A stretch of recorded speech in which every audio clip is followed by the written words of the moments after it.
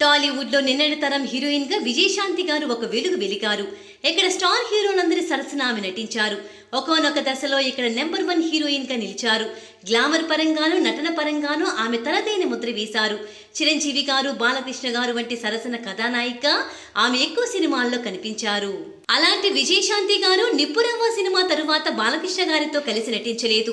అందుకు కారణం ఇదేనంటూ అనేక కథనాలు వినిపిస్తూ వచ్చాయి.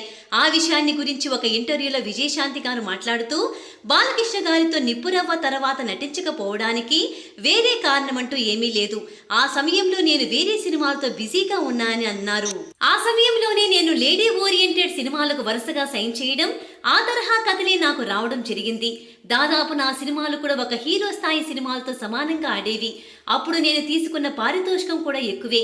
లేడీ ఓరియంటెడ్ సినిమాలతో హీరో ఇమేజ్ వస్తుందని, యాక్షన్ సినిమాలు చేస్తా అని, అంత బిజీ అవుతా అని నేను అనుకోలేదు.